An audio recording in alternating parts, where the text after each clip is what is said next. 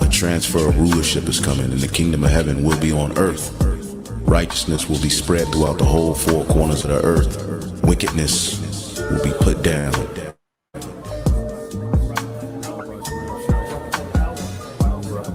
Eternal life. That's what's promised to the elect. All right, all Israel, but it starts with the elect.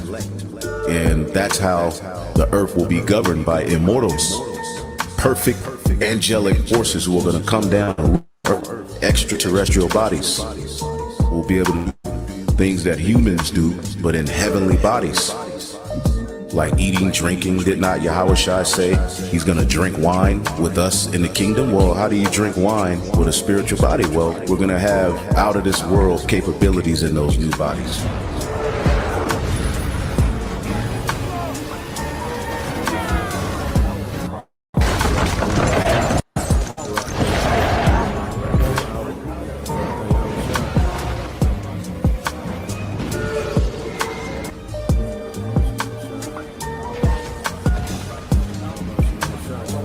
Look, when Babylon is destroyed on fire, it's going to shake up the whole world.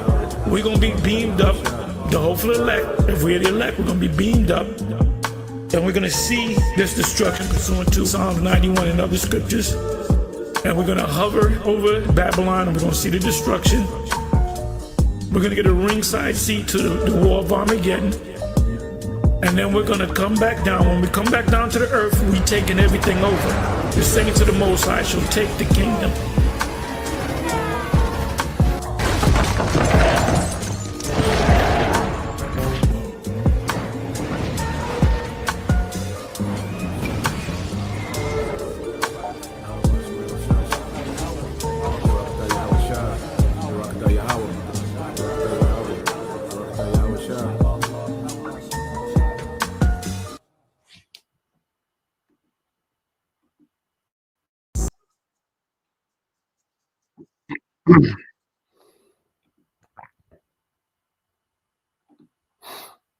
All right, Shalom.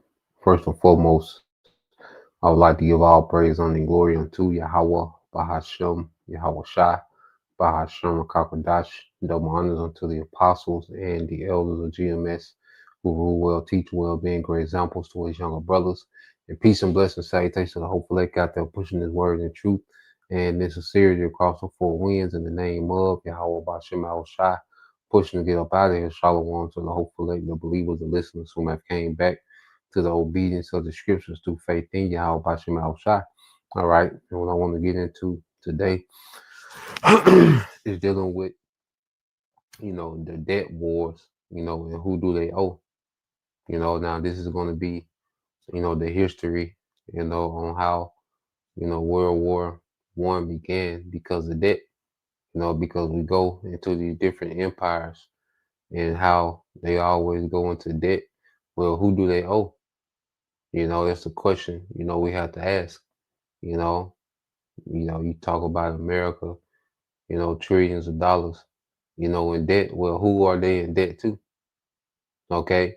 And that's the true power, behind the governments, you see, and the elites, they run the earth, these elite banking families, beginning with the Rothschilds. All right. They run the earth through debt. All right. Because if they can get a nation's government in debt, well, they run their nation. That's why you have, the saying, I care not, give me control, okay, over nation's money. I care not who make the laws. Okay, because if you control a nation's money, you control the people who make the laws. Okay. And I believe that was maybe Maya Amshaw.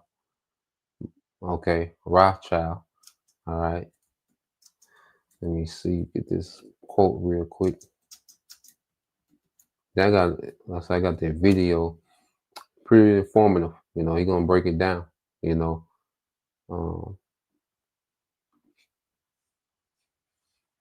Yeah. Let's see.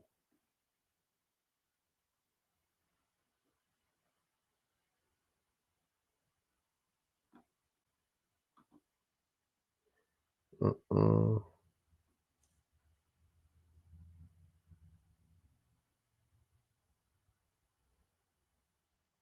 So they done changed it. They talking about some guy Fletcher, was the one that said that. But it was if I can remember, it was Maya Anshai Bauer, but we'll look it up another time. But let's go here to Proverbs. All right. When you go to Proverbs 22:7, it said the rich ruleth over the poor, and the borrower is servant to the lender. You see? So the rich ruleth over the poor. Okay, and you have this system, what they call capitalism, okay, to where you have these few corporations, okay, and these corporations have become, all right, the lifeline to the masses.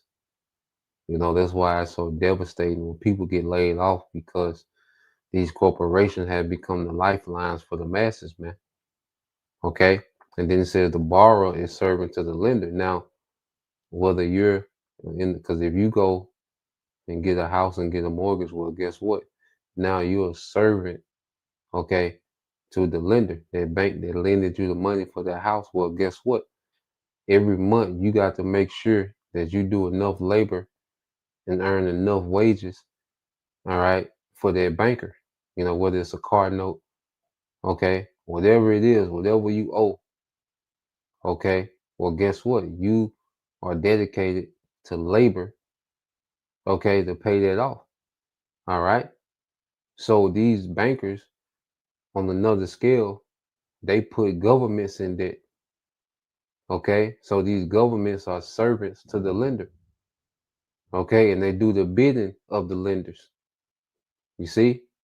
And one thing about Esau, when he comes into power, he's so ambitious, because you look at, these different governments, they always outspend what they earn. You see, and it show you just how, carnal, okay, and ambitious and vain Esau is, okay, to where he outspends his GDP. This devil has so much ambition to build empires, okay, that he'll go in debt for it. So let's go here. Let's go ahead and get the video, and then we'll get some more precepts. All right. Well, let's go here to the video real quick. And it just shows you, how these wars are starting, who's really in charge, and it's all the will of Yahweh Shem Al Shai, because what the scriptures speak about, the different woes, okay, which are these world wars. You see? So let's play this. What if everything you learned about World War I missed the most important part of the story? Most people think it started when an Austrian archduke got shot in Sarajevo, but that's like saying the Titanic sank because it hit ice. Sure, that's what happened on the surface, but what if the real cause was something completely different? A financial crisis that had already bankrupted Europe's great powers decades before anyone fired a shot. What if I told you that Europe's great powers had already bankrupted themselves decades before the first shot was fired? What if the assassination was just the excuse they needed to solve a financial crisis that threatened to destroy their empires?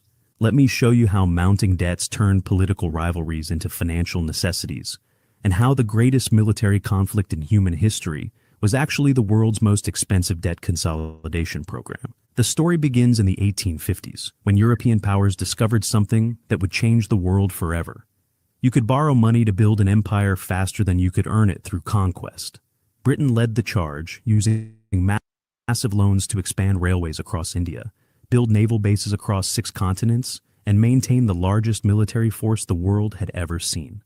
The system worked brilliantly, as long as the empire kept growing and generating new revenue streams. But here's where the math gets dangerous. By 1914, Britain's national debt had ballooned to £650 million.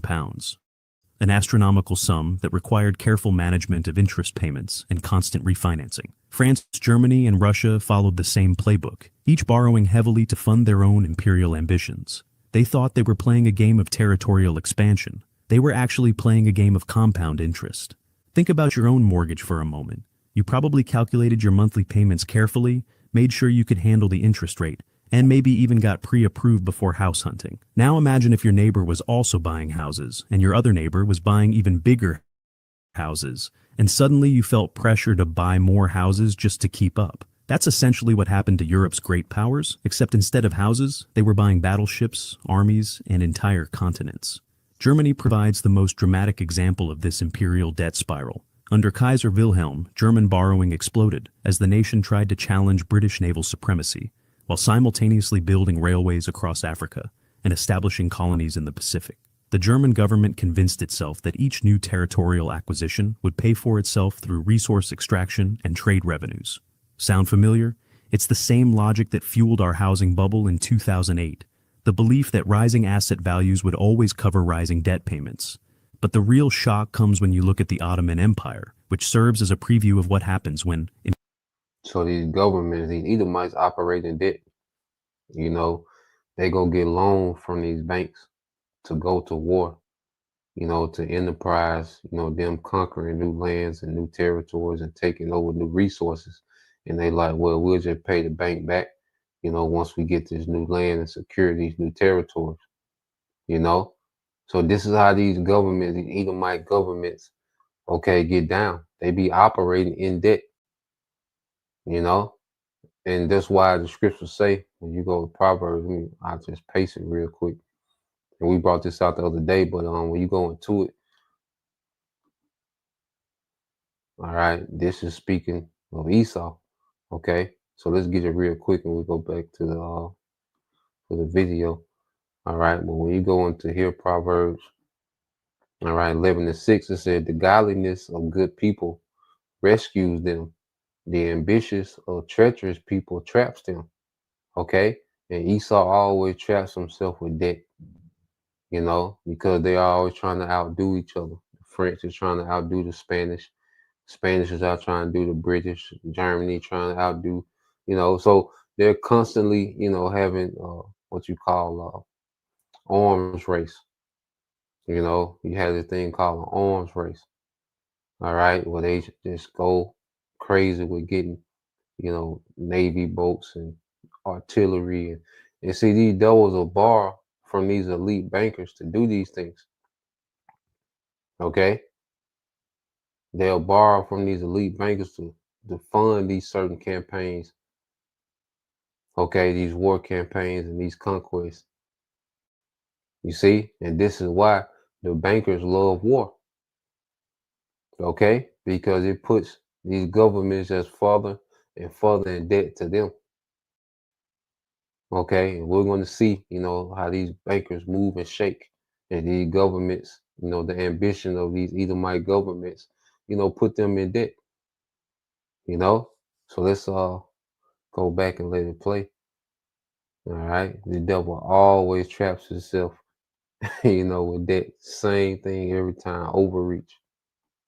You know, the one common thing about Esau's, all right, kingdoms falling is overreach. Okay, economically and militarily.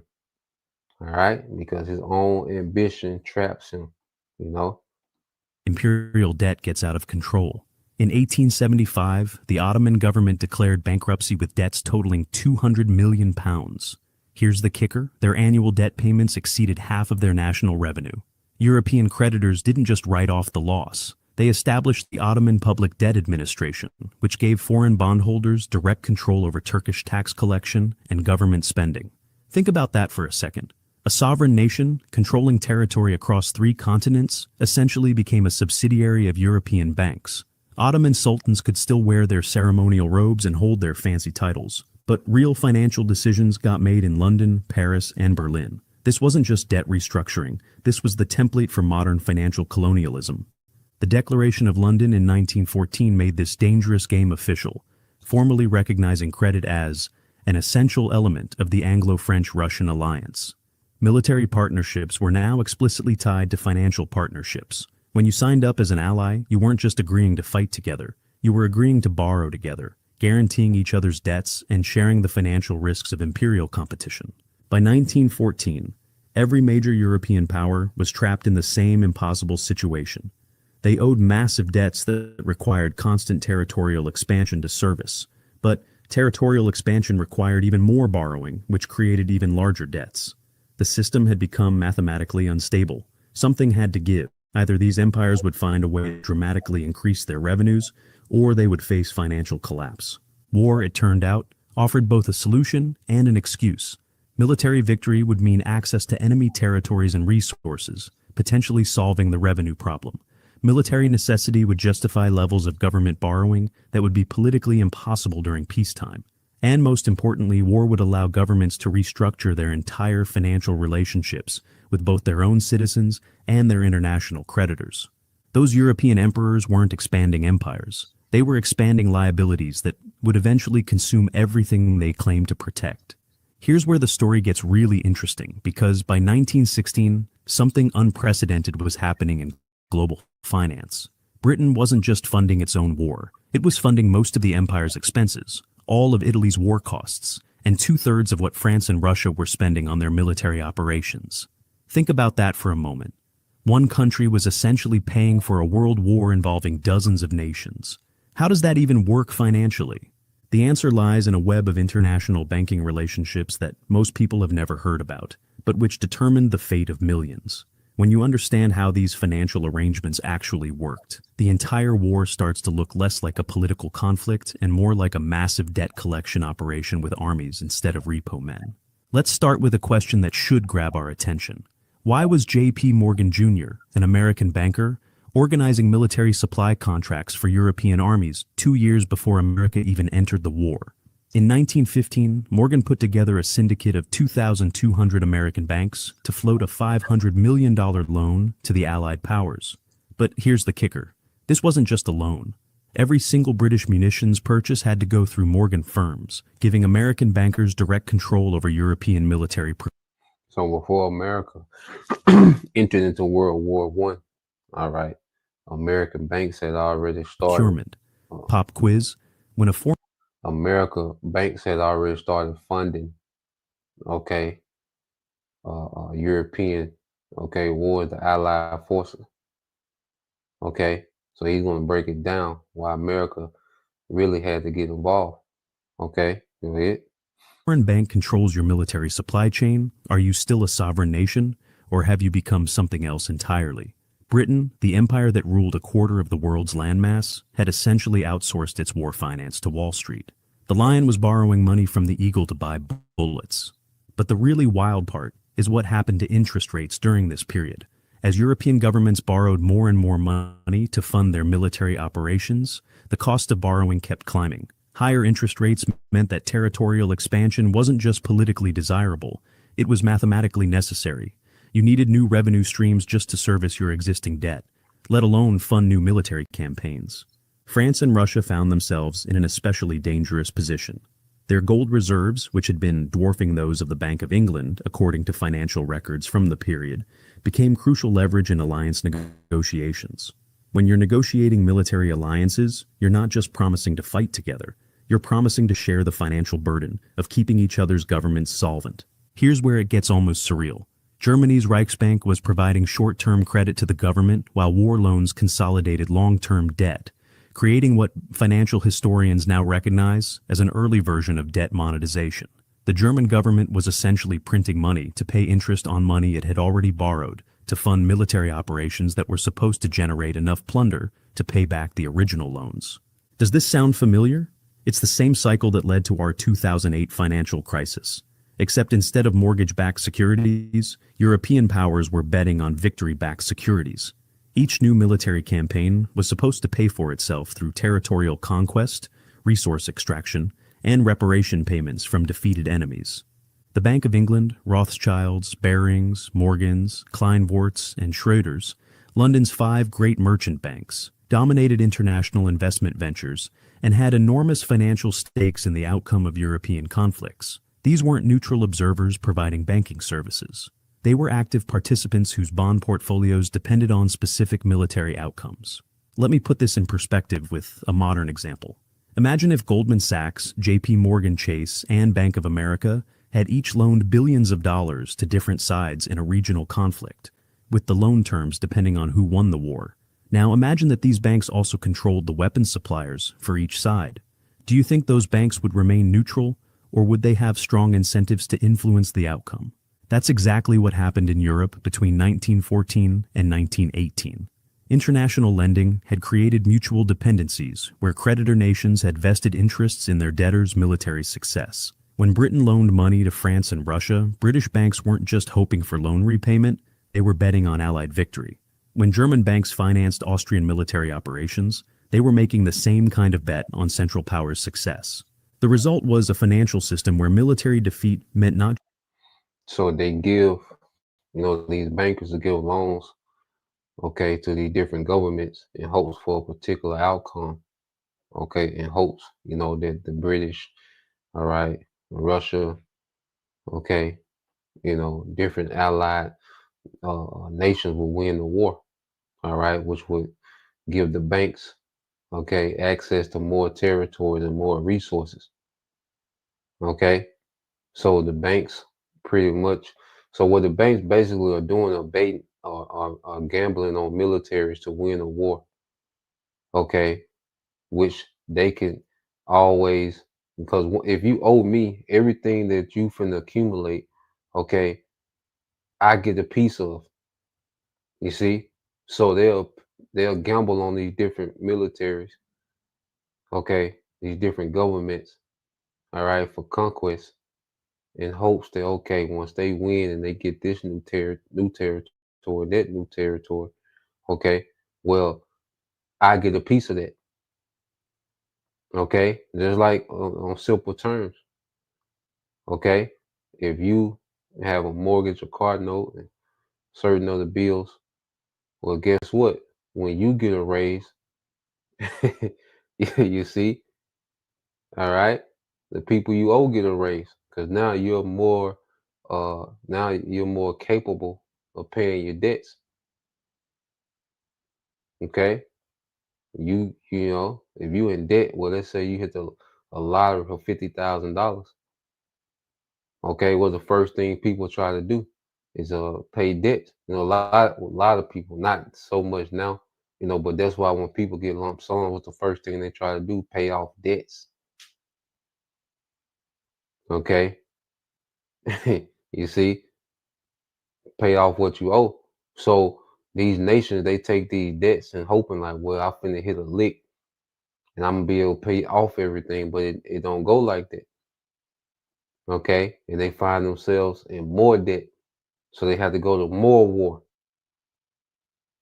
Okay, so let's play some more.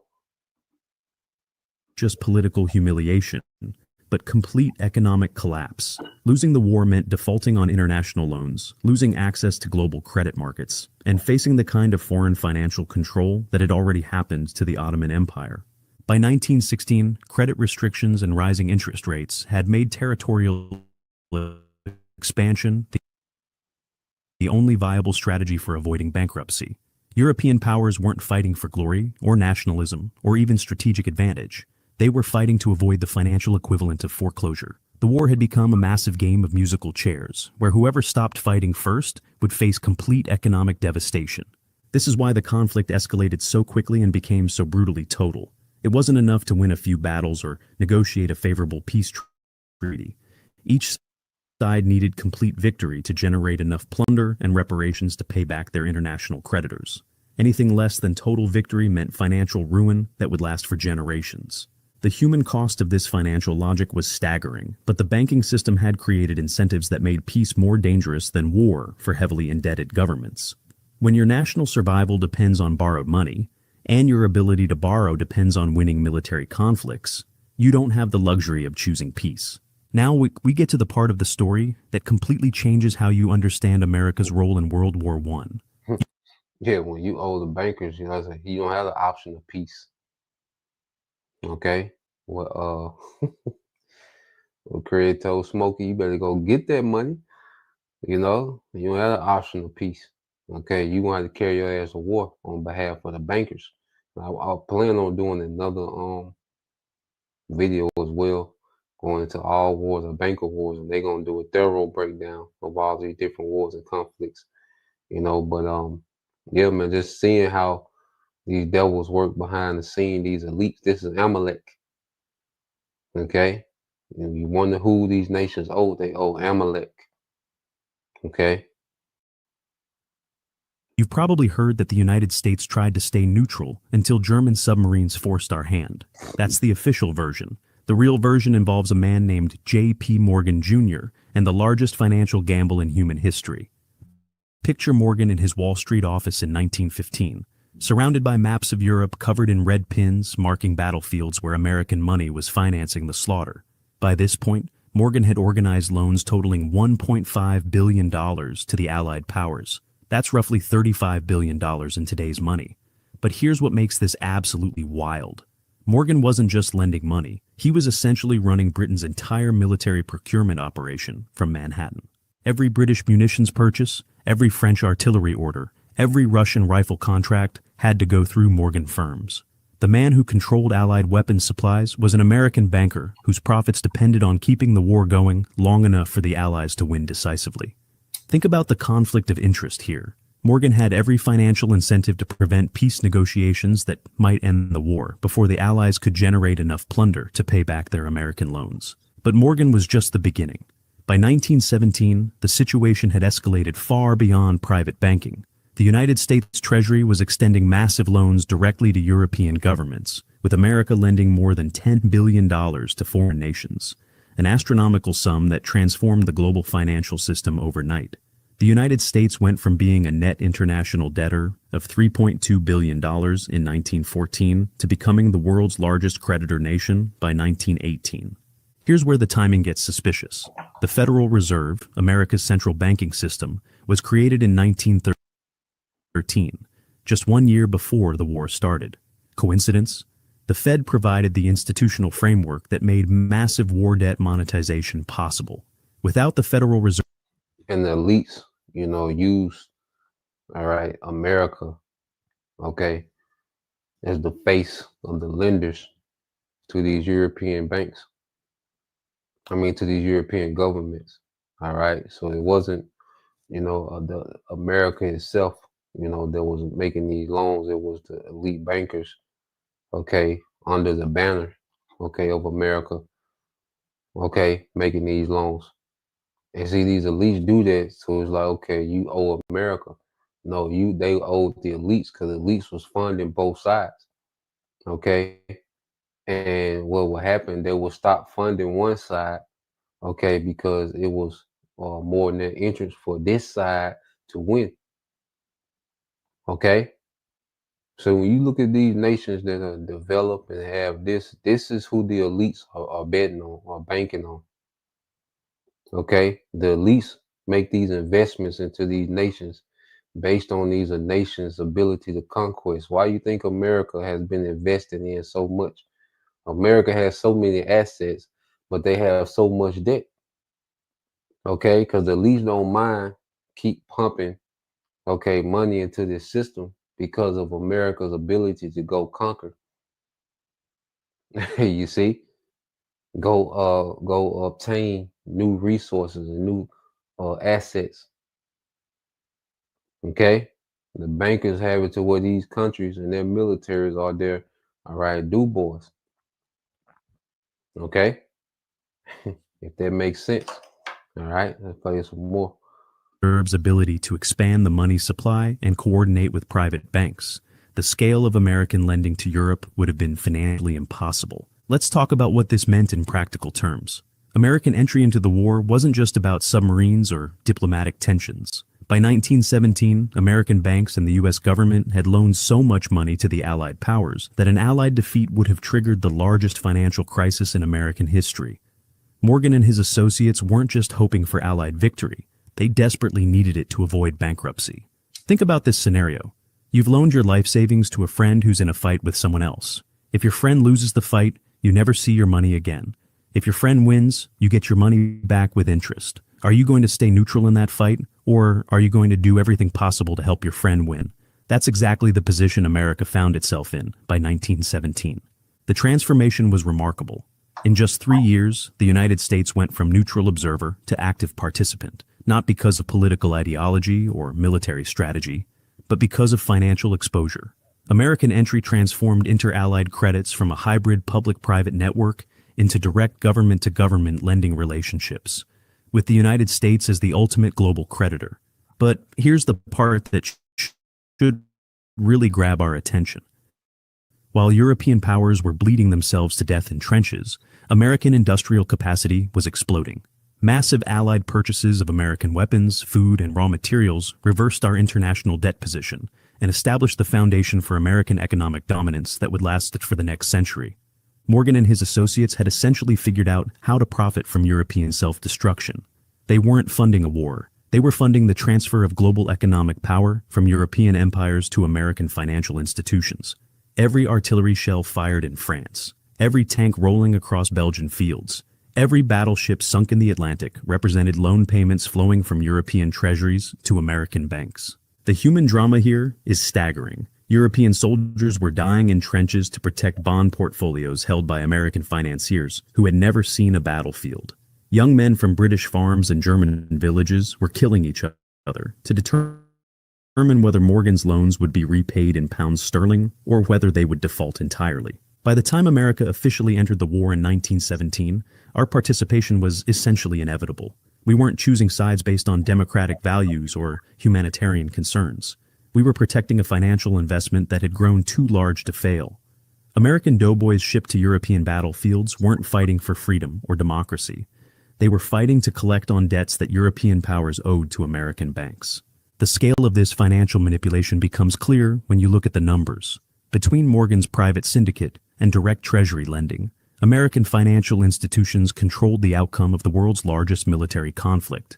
European empires that had dominated global affairs for centuries found themselves financially dependent on a nation that most of them had considered a former colony just a few decades earlier. This wasn't accidental. The same financial institutions that had created boom and bust cycles in American railroad construction and industrial development had simply scaled up their operations to include entire continents. They had figured out how to monetize international conflict on a scale that previous generations could never have imagined.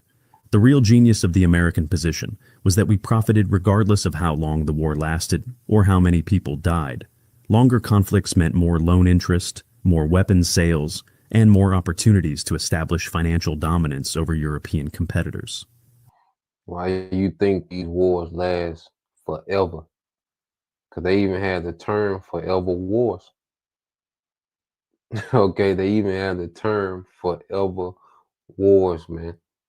This devil has learned how to profit off of war, okay, which leaves, the masses devastated through famine, through destroyed infrastructure, through death, through loss of skilled labor, a whole, generation. When you lose hundreds of thousands and millions of men, okay, in a short period of time, that has a major ripple effect.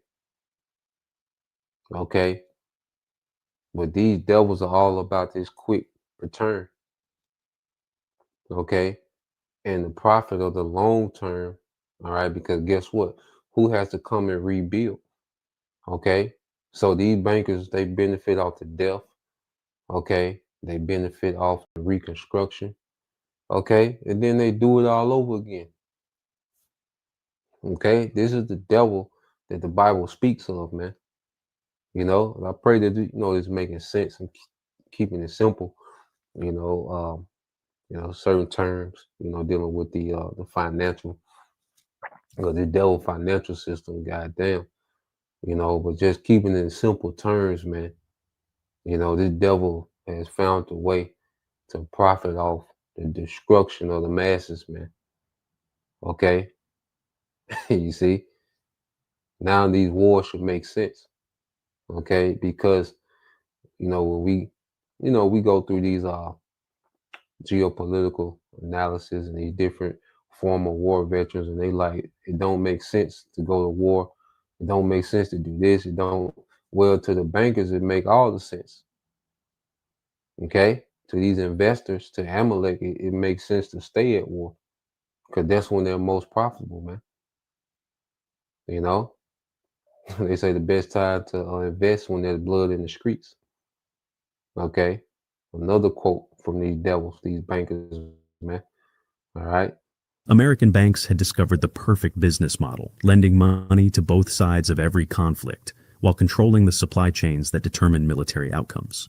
Now, we reach the moment when the entire financial house of cards becomes visible, and you'll understand why the war to end all wars actually established the permanent debt-based international system we're still living under today. What happened after the armistice wasn't peace. It was the largest debt restructuring operation in human history, disguised as treaty negotiations. Here's the shocking reality.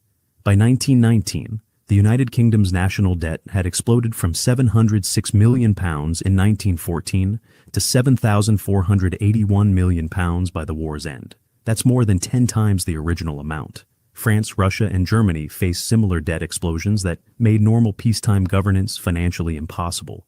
These weren't just big numbers. They represented obligations that would consume national budgets for generations. But the real revelation comes when you follow the money flow after Versailles. Germany was required to pay massive reparations to Britain and France, but here's the twist. Germany financed those reparation payments with loans from American banks. Britain and France then used German reparation money to pay their debts to the United States. The entire system was a circular debt arrangement, where American banks were essentially lending Germany money to pay reparations that would flow back to American creditors. Let me walk you through this financial shell game step by step. Between 1919 and 1932, Germany paid 19 billion gold marks in reparations to the Allied powers. During the same period, Germany received 27 billion gold marks in loans from American banks. Germany was borrowing more money than it was paying out. But the reparation payments created a legal framework for permanent financial supervision of German domestic policy. Think about what this means. The Treaty of Versailles wasn't really a peace agreement. It was a debt collection mechanism that established American financial institutions as the ultimate arbiters of European economic policy. German reparations, British war debt payments, and French Reconstruction loans all flowed through the same American banking networks that had financed the original conflict. Now, like I say, I'm not a economist, okay? But explain this to me. So after World War One, you had all these governments that owed these American banks, okay? So from 1918 to 1932, all this money was flowing to these American banks. So how the hell, all right, was there a Great Depression in 1932 if all this money from all these governments was flowing to American banks, showing you that there wasn't American banks, okay? Those were central banks of the elites. That money flowed to the elites, okay? But it sounds good to say it flowed to America, all right? And what the elites do, all that money flowed to the elites. And what the elites did was give American loans, okay? And America was able to build up and look cute and, have, a middle class, the New Deal, and this money go here and that money go there. Okay, so America was able to stunt on borrowed money. Okay, but they was putting themselves in debt too. Actual America. Okay, so you got, these devils, man. It's like, goddamn.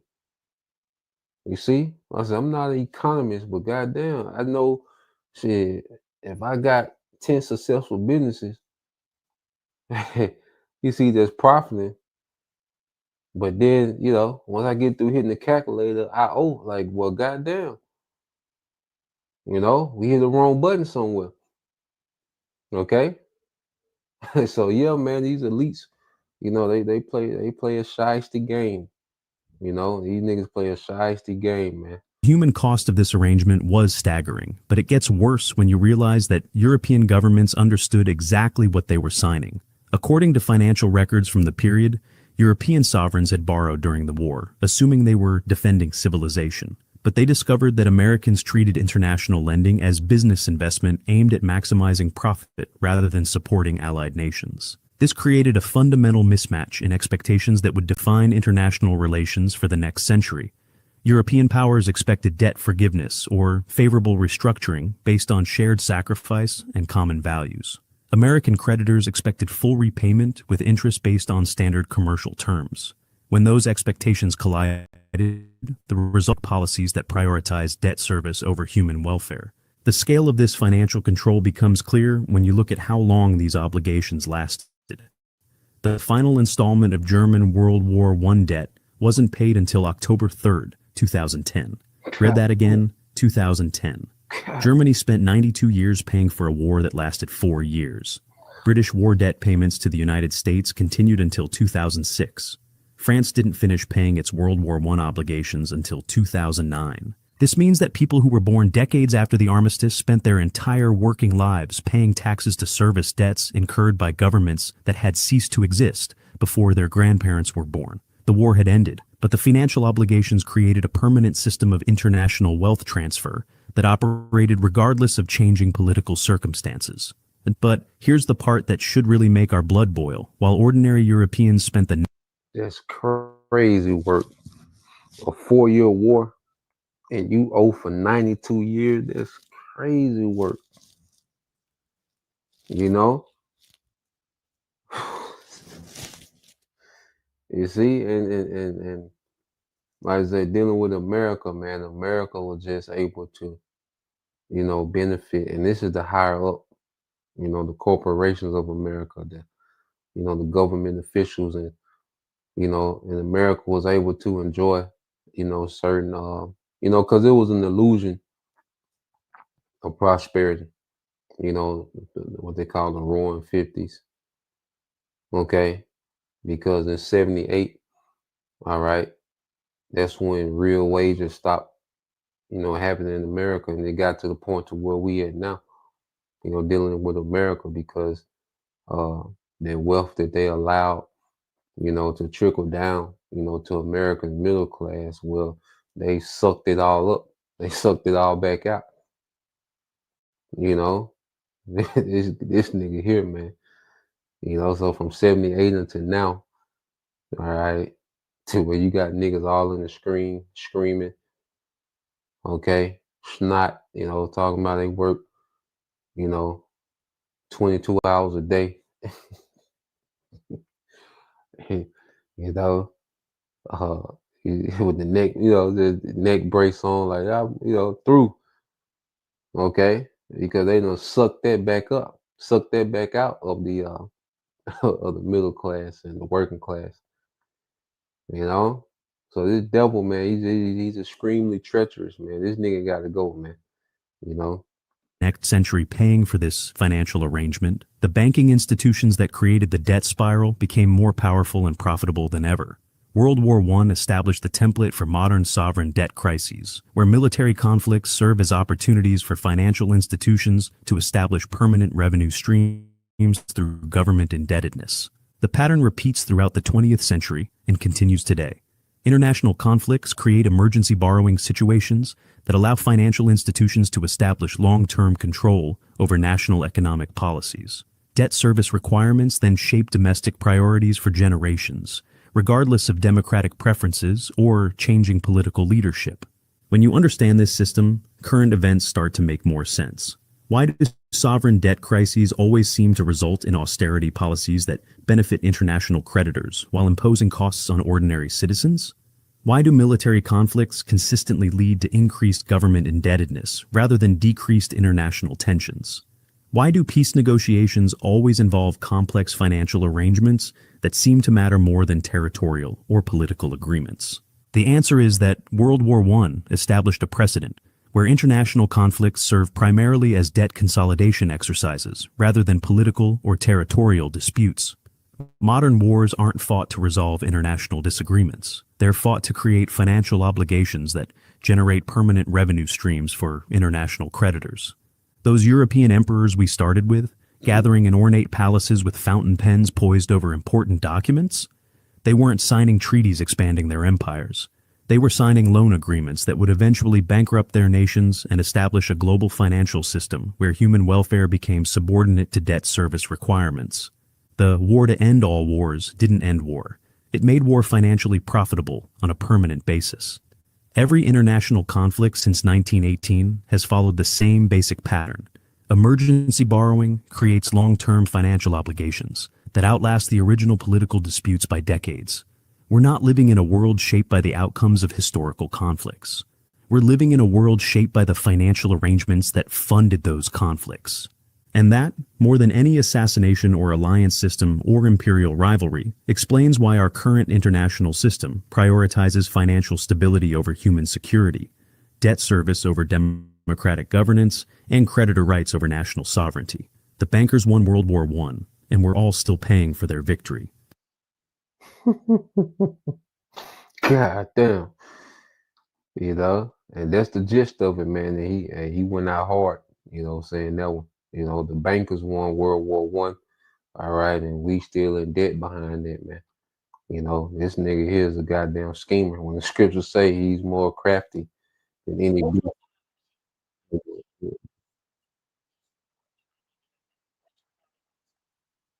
All right. So let's go here. Let's get a few precepts. All right. Yeah, so let's go here. It says all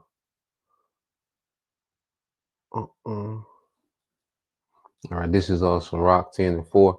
It says the power of the earth. Matter of fact, let me start at 3.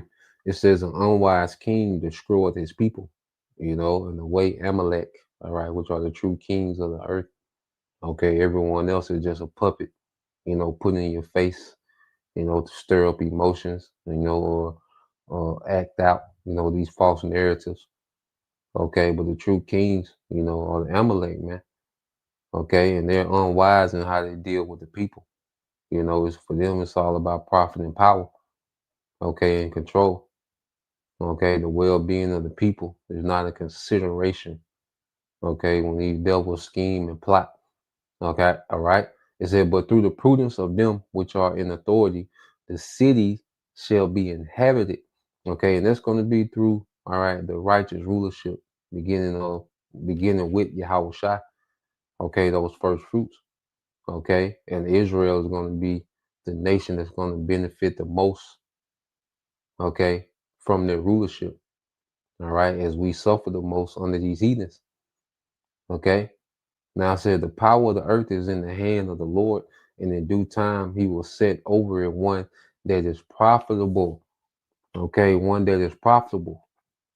Okay, and that's Yahweh Shai. Okay, his rulership is going to be profitable to the earth, because after that 1,000 years of captivity, you know, these heathens will, all right, enjoy, okay, righteous rulership. Okay, I said they're still going to be subjugated to death. Okay, they're not going to be immortal as Israel. They're not going to have the laws within them, so they're going to be subjugated to being judged. Okay, and they're going to be in servitude and tributary unto us. Okay, but we're not going to destroy them. Okay, as they, all right, as the elites, you know, Esau, Edom. We're not going to have them a life to where they just constantly, you know, in debt. You know, nah, man, that ain't the system we're going to run. Okay, they're going to be tributaries, but the earth has plenty of abundance, man. We're going to be, you know, wealthy on the level that can't be measured, and there's still going to be some left over for the heathen after that 1,000-year period, you know, to all right, sustain themselves, man. Okay, and to be good, they gonna have abundance. Okay, they're not gonna have, you know, what we're gonna have. Like it's gonna be a major Gulf fix. Okay, well, it's not gonna be this wicked system here, man. Okay, so let's get this in verse 8. You know, this sums it up. I touch more, you know, I had some more information, but you know, I just make another video of Ratazah.